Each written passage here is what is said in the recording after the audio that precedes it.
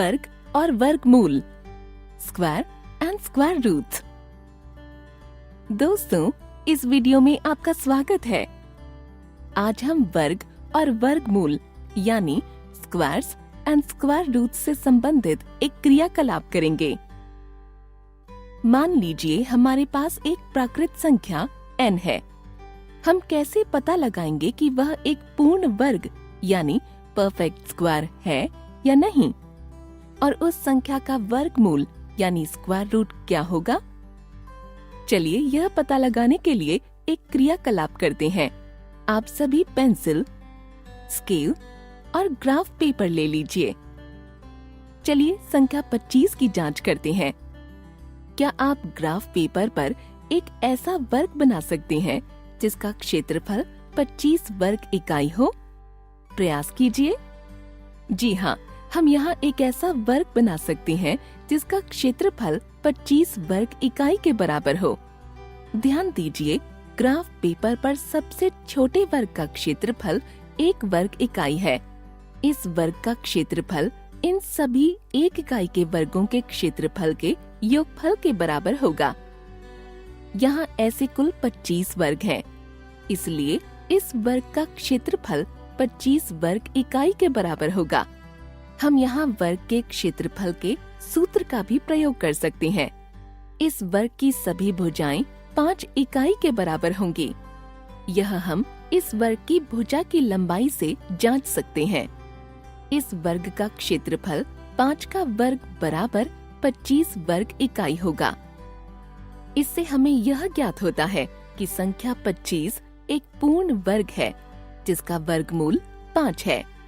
इस वर्ग की भुजाएं 5 इकाई के बराबर हैं, क्योंकि 25 का वर्गमूल 5 है। चलिए आगे बढ़ते हैं।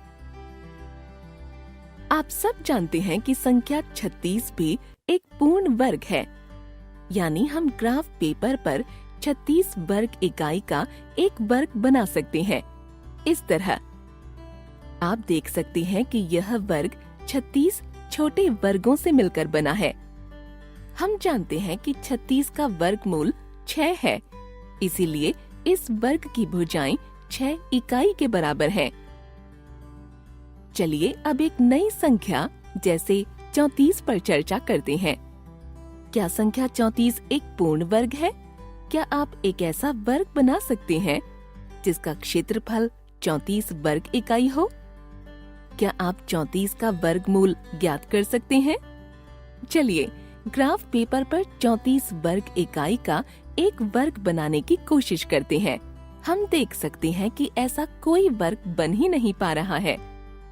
ऐसा इसलिए है क्योंकि 34 एक पूर्ण वर्ग नहीं है। पर संख्या 34, 25 और 36 के बीच में आती है, इसलिए 34 का वर्गमूल भी इन संख्याओं के वर्गमूल के बीच में ही आएगा। यानी 34 का वर्गमूल 5 और 6 के बीच में आएगा। वह 5 से अधिक लेकिन 6 से कम होगा। और इस तरह से हमने संख्या 34, जो कि एक पूर्ण वर्ग नहीं है, के वर्गमूल का अनुमान लगा लिया। इसी तरह आप 54 का वर्गमूल ज्ञात कीजिए। आप पाएंगे कि 54 का वर्गमूल 7 और 8 के बीच में है। आप और भी संख्याएं लेकर उनके वर्गमूल का अनुमान इस क्रियाकलाप के द्वारा लगा सकते हैं। इस वीडियो में बस इतना ही। धन्यवाद।